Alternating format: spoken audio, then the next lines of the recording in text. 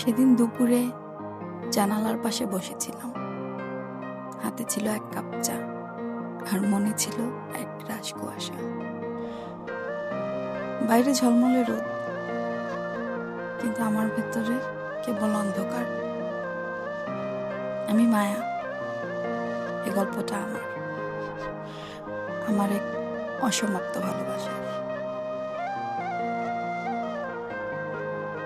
তোমরা কি কখনো ভালোবেসেও হারিয়ে ফেলেছো কাউকে? ভালোবাসাটা ঠিক জায়গায় ছিল, সময়টুকু ছিল না। হয়েছে এমন? আমার জীবনে তানভীরটা ঠিক এমনই ছিল। সে ছিল আমার ভালোবাসা, আমার প্রেরণা। আর সেই ভালোবাসাই একদিন আমাকে শিখিয়েছে কিভাবে একা বাঁচতে হয়। তখন বিশ্ববিদ্যালয়ের শেষ বর্ষ, ক্লাস, পড়া আর ইন্টার্নশিপে হাঁপিয়ে উঠেছি। ঠিক সেই সময়টায় পরিচয় হয় তানভীরের সঙ্গে, ক্যাম্পাসে একটা ইভেন্টে। গিটার বাজাচ্ছিল ছেলেটা, হেসে তাকিয়েছিল আমার দিকে। সেই চোখ দুটো মনে হয়েছিল কি জানো, আমার পুরো জীবনটা পড়তে পারছে যেন। ধীরে ধীরে সে হয়ে উঠল আমার প্রতিদিনের সঙ্গী। ক্যাফেটেরিয়ার চায়ের কাপ, লাইব্রেরির নিঃসঙ্গতা, ল্যাবের ব্যস্ততা, যেন সবখানে ছিল। ওর ছোঁয়ায় যেন সব সহজ হয়ে যেত। তুমি জানো আমি কাকে সবচেয়ে বেশি ভয় পাই? তোমাকে হারাতে। তানভীর, তুমি যেদিন এই কথা বলেছিলে আমি বিশ্বাস করেছিলাম, কিন্তু ভাবিনি সে তুমি একদিন হারিয়ে যাবে। আমাদের মাঝে ঢুকে পড়বে ব্যস্ততা, কখনো কল্পনা করি।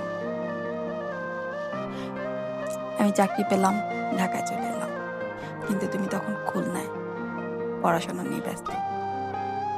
দূরত্ব আর সময় একসাথে হয়ে গেল এক বিশাল দেওয়াল। তুমি ফোন দেয়া কম করে দিলে, আমি খোঁজ নিলে বলতে ব্যস্ত আছি, একটু পরে কথা বলি।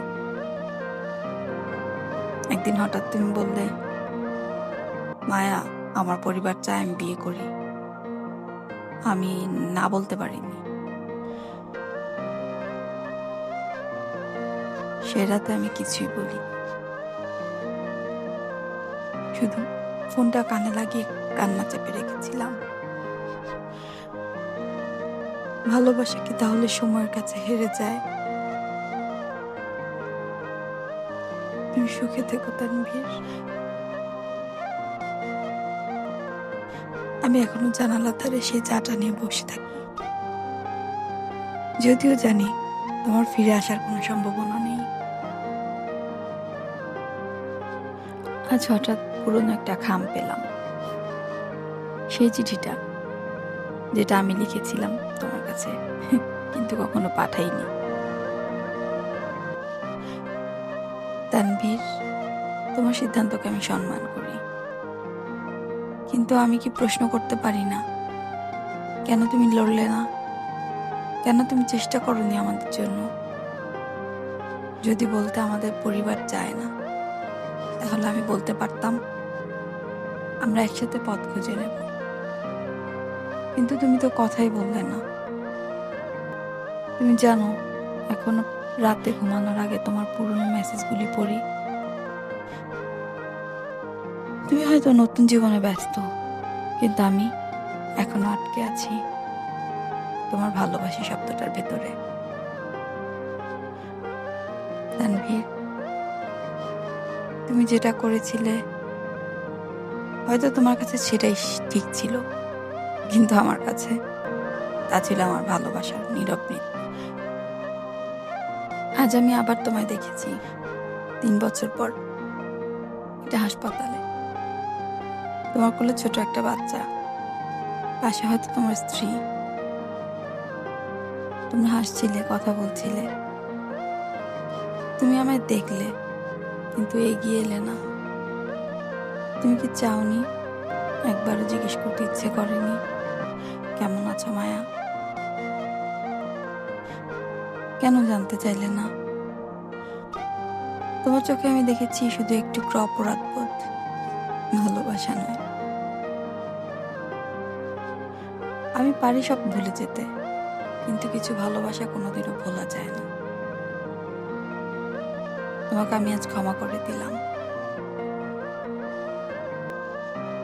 তুমি যদি এই গল্পটা আজ শুনছো, তাহলে একটা কথা মনে রেখো, তোমার জীবনেও যদি থেকে যায় কোনো অসমাপ্ত ভালোবাসা, তাহলে নিজেকে দোষ দিও না। সব গল্পের শেষ লেখা থাকে না, কিছু গল্প শুধু থেকে যায় মনের মধ্যে, চুপচাপ, অসমাপ্ত হয়ে। আমাদের চ্যানেলের গল্পগুলো আপনাদের ভালো লাগলে লাইক, কমেন্টস এবং শেয়ার করে দিবেন, আর অবশ্যই সাবস্ক্রাইব করে দিবেন। ধন্যবাদ।